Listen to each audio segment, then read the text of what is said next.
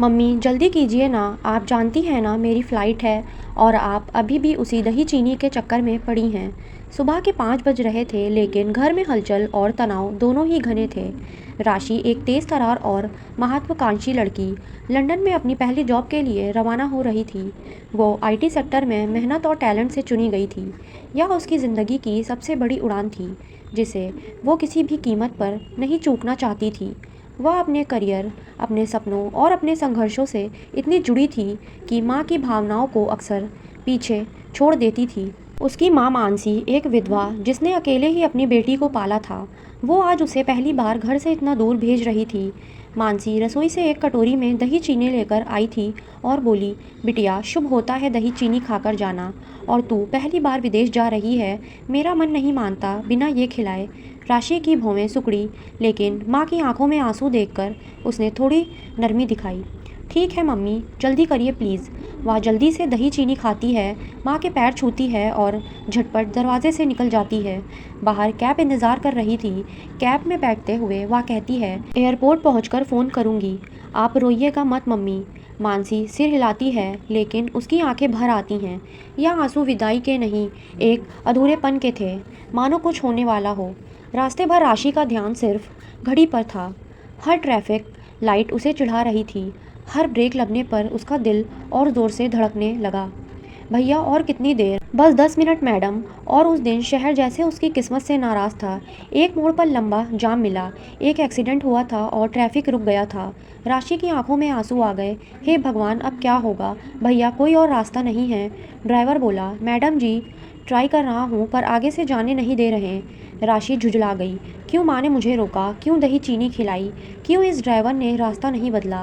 पहले से मैं लंदन नहीं पहुँच पाऊँगी, पर किस्मत को कुछ और मंजूर था। 20 मिनट बाद जब ट्रैफिक खुला और एयरपोर्ट पहुँचे तब बोर्डिंग गेट बंद हो चुका था। टिकट देखकर स्टाफ बोला, सॉरी मैम, विमान टेक ऑफ के लिए जा चुका है। राशि के लिए यह उसके सपनों का टूटना था। वह गेट की तरफ भागी, शायद कुछ चमत्कार हो जाए।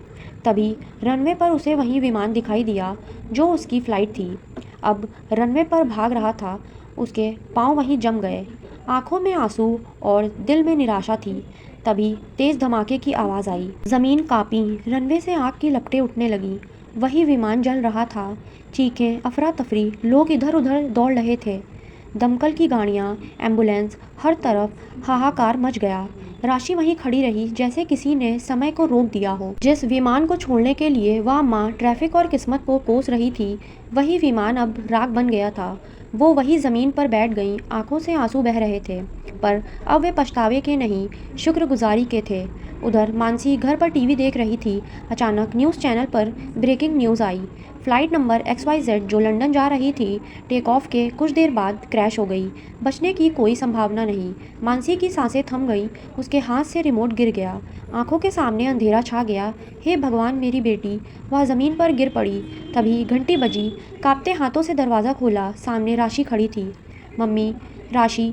मानसी ने बेटी को झड़क लिया। दोनों माँ बेटी फूट फूट कर रो पड़ी। वो आंसू अब डर के नहीं, एक चमत्कार के गवाह थे। अगले कुछ दिनों तक राशि ना कहीं गई, ना किसी को फ़ोन किया। वो अंदर से हिल गई थी। उस हादसे के बाद उसने अपनी ज़िंदगी के मायने बदल दिए। अब लंदन उसका सपना नहीं था, अब उसकी सबसे बड़ी दौलत थी ज़िंदगी। उसने वो नौकरी छोड़ दी, भारत में ही एक मल्टीनेशनल कंपनी में नौकरी पकड़ी और हर महीने अपनी आय का एक हिस्सा अनाथ बच्चों, बेसहारा और स्पेशल चाइल्ड की शिक्षा और देखभाल में लगाने लगी। उसने एक एनजीओ से हाथ मिलाया और अब हर रविवार उन बच्चों के बीच समय बिताती है, कहानियाँ सुनाती है, गेम्स खेलती है, उन्हें सिखाती है कि ज़िंदगी कितनी कीमती है। कुछ महीनों बाद उसने एक टेड टॉक में हिस्सा लिया। स्टेज पर खड़े होकर उसने हज़ारों लोगों से कहा, जिस दिन मेरी फ़्लाइट छूटी थी उसी दिन मेरी ज़िंदगी ने मुझे दोबारा अपनाया था। माँ की दही चीनी उस दिन मेरे लिए किस्मत का प्रसाद बन गई। कभी कभी हमारी सबसे बड़ी विफलता ही हमारी सबसे बड़ी बचत होती है। उसके इस भाषण का वीडियो वायरल हो गया। हर अखबार में, हर सोशल मीडिया पोस्ट में सिर्फ एक ही नाम था, राशि, जिसने मौत को मात दी और ज़िंदगी को अपनाया। लोग उसे आम लड़की नहीं, मिरेकल गर्ल कहने लगे। कुछ सालों बाद उसने एक संस्था खोली जिसका नाम रखा किस्मत, जो उन युवकों को प्रेरणा देती है जो हार मान चुके हैं। वह हर सेमिनार में जाती है, बच्चों से मिलती है, स्कूलों में जाती है और हमेशा एक बात कहती है, कभी भी उस चीज़ को कोसो मत जो तुम्हें रोकती है। हो सकता है वो तुम्हें बचा रही हो। तो दोस्तों, अगर आपको यह कहानी अच्छी लगी हो तो कमेंट करके ज़रूर बताएं।